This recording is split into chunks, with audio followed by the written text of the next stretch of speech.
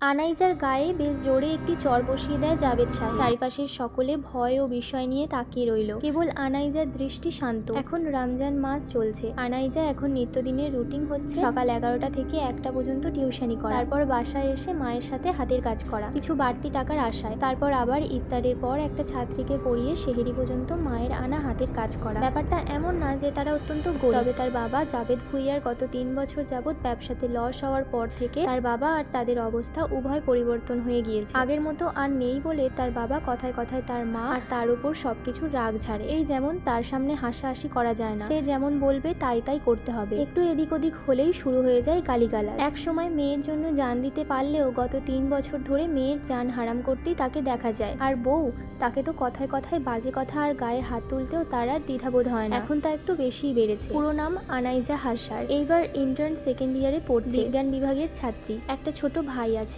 ঈশান ভুইয়া, এইবার অষ্টম শ্রেণীতে উঠলো। বাবার অত্যাচার তার উপরেও কম নয়, কিন্তু সে খুব একটা এসবের ধার ধারে না, তাই চুপই থাকে। কিন্তু আনাইজা তার বিপরীত। মায়ের সাথে সামান্য খারাপ ব্যবহারও সে সইতে পারে না, তাই মুখে মুখে তর্কও করে বসে বা মাঝে মাঝে সব ঝড় নিজের উপর নিয়ে আসে। আর এই কারণে সে এখন বাবার কাছে মায়ের চামচা আর তার দুশমান বলেই অত্যাধিক পরিচিত। কিন্তু মাঝে মাঝে মা বাবার মধ্যে সব ঠিক হয়ে গেলে বাবার সাথে মাও তার বিপক্ষে চলে যায়, সেটা তাকে খুবই কষ্ট দেয়, কিন্তু সে প্রকাশ করে না। আজও তেমনই হয়েছে। বাবা মায়ের সাথে সব মিটমাট করে নিয়েছে। তার মা তাকে পড়ার জন্য সবসময় চাপ দিতে থাকে, তার শখ মেয়ে তার ডাক্তার হবে। কিন্তু এখন এত ব্যস্ততার মধ্যে সে এতই ক্লান্ত হয়ে পড়ে যে পড়তে ইচ্ছাই করে না, আর ইচ্ছে করলেও শরীর সায় দেয় না। কিন্তু তার মা সারাক্ষণ এটা নিয়ে বকাঝকা করতে থাকবে। দোষ অবশ্য তারও আছে, এখন পড়াশোনাতে অমনোযোগী, তাই মায়ের চিন্তারও শেষ নেই। কিন্তু কাল তার ফোন কেড়ে নিয়ে লক করে রাখা হয় আলমারিতে, তার ফোন ধরা নিষেধ। কাল সে চুপ থাকলেও আজ সন্ধ্যার পর তার বাবা যখনই বের হয় সে সাথে সাথে ফোন বের করে হাতে নেয়। আর ঠিক তখনই তার মা ঈশানকে বলে বাবাকে ডেকে দিতে। তার বাবা এসে